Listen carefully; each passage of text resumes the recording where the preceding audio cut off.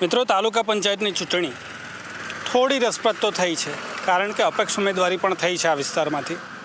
જાણીશું, લોકોને મળીશું, શું માહોલ છે જાણવાનો પ્રયત્ન કરીશું, સાથે સમસ્યાઓ શું છે એ પણ જાણવાનો પ્રયત્ન કરીશું. હું છે શેખવી ગામમાં પ્રજાપતિ મોહલ્લામાં રહું છું.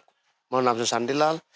અમે તો આપે 25 વર્ષથી બીજેપી જ આપે, પણ કામ અમારે એક બી થાય. વાયદા કરીએ ખરા ભાઈ, ગામમાં બધાનું કામ થઈ ગયું છે, પણ મારું કામ હજુ નથી થયું. મેં ભરતભાઈને બી વાત કરી લી, કારણ કે મારા પાસે ટાઈમ નથી. તો આખા ગામમાં જો લોક લાગી ગયા, ધારો કે અમારા ફળિયામાં એક જ ઘર 5 ઘર છે, એમાં જ જો નહીં લાગી ગયા એનું શું કારણ મને સમજ પર. અમારે પાણીમાં કેટલી, અમે તો મારા છોકરાએ, મારા ભાઈના છોકરાએ તો પાણી આટલા થઈ જાય તે બી ફોટા પાડલા છે અમારી પાસે. તો અમને કેટલી તકલીફ થતી છે. તો એ લોકોને તકલીફનો કોઈ ને પાણીનું કોઈ બી પેલું નહીં મળે અમારી પાસે. પાણી બી નહીં કંઈ આવે નહીં અમારી પાસે. નગર આનું ગામમાં જ જાય એટલું. તો એ લોકો તો શું, એ લોકો કંઈ ખાલી વોટ ના મળે છે કામ કરે કે એનું કામ બી કંઈ થવું જોઈએ ને ભાઈ. માહોલમાં તો હવે મનતા લાગે છે કે બીજેપી જ આવશે, કારણ કે લોકો બધા બીજેપી જ માને છે વધારે પડતું. લાઇટની તકલીફ છે અમને, તો લાઇટ નથી મૂકતા બધા અહીંયા. કે બાકરા મૂકે તો બાકરા બી નહીં મૂકે, ને રસ્તો બનાવે તેઓ નહીં કરે. અમને તો અપક્ષ કરે જ ભાજપ લગતા, કે તો કરે નહીં કામ એમ. એક પણ વાયદો પૂરો થયો નથી. સમસ્યાઓ રસ્તાની ઘણા વર્ષોથી રસ્તા થયો નથી. પહેલું એ બોરિંગ, અમારે ત્યાં બોરિંગની માંગ કરી છે, વર્ષોથી માંગ કર્યા છે. છેલ્લા 5-7 વર્ષ થઈ ગયા પણ બોર નથી કર્યું. અમારે પેવર બ્લોક લગાવવાના હતા તે હજુ નથી લગાવ્યું આજ સુધીમાં. આટલા વર્ષો થઈ ગયા.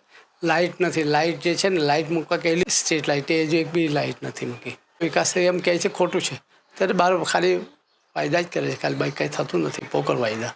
આમ તો જો આ મોદીને ચાલે છે ત્યાં સુધી ભાજપને જ મળશે. આ મળે, માણસ સારા છે, ભાવેશને માણસો સારા છે મારી દ્રષ્ટિએ. ઠીક હવે કોઈ થોડો ઘણો ફરક છે, બાકી આમ બીજો કોઈ ફરક નથી. આમ એટલે આવશે એટલે ઘણું બીજી જગ્યાએ બધું કામ થોડું કર્યું હશે, બાકી અહીંયા તો અમારા આટલા વખતમાં હજુ કોઈ કર્યું નથી.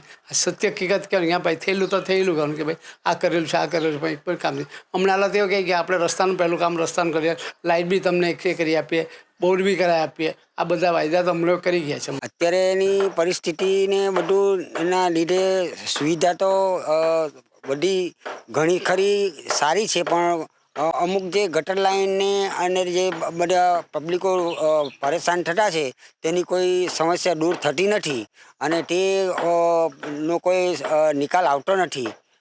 હવે એ નિકાલ ક્યારે પડશે એની કોઈ ગેરંટી કોઈ આપતો નથી, અને એની કોઈ ખબર નથી. ઇલેક્શન આવે ત્યારે મોટી મોટી વાતો કરે છે, અને ઇલેક્શન પટી જાય પછી કંઈ કામ થતા નથી. ખાલી વાયદા કરવા માટે આપણે લડત લડવાની છે ને ઇલેક્શન કરવાનું છે, કે પછી કામ કરીને બતાવવાનું છે? શું છે તે કંઈક સમજમાં નથી આવતું.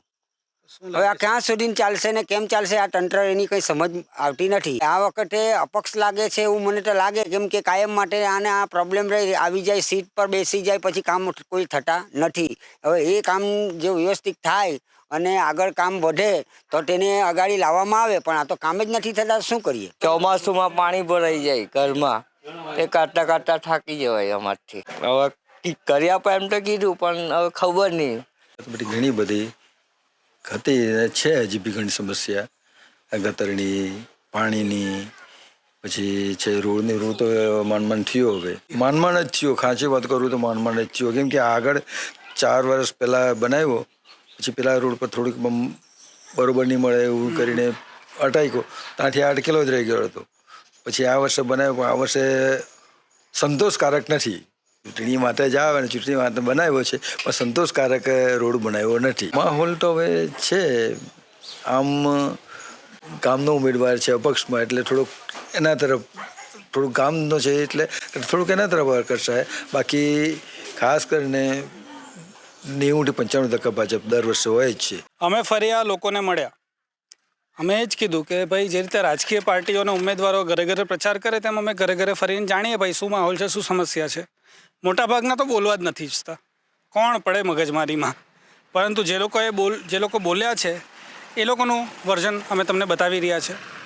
ઘણાઓને સમસ્યા છે, ઘણા કહે છે આપણે તો મોદીને જોઈને વોટ આપવાનું, અને ઘણા એમ પણ કહે છે ભાઈ ગામનો અપક્ષ ઉમેદવાર છે એને પણ થોડો સહયોગ કરશું, પરંતુ આવશે તો ભાજપ જ. હવે આપ પણ આપના વિચારો અમને કોમેન્ટ બોક્સમાં ચોક્કસથી જણાવશો. આપ જોઈ રહ્યા છો સત્ય ન્યૂઝ ગુજરાત. હું છું પ્રતીક.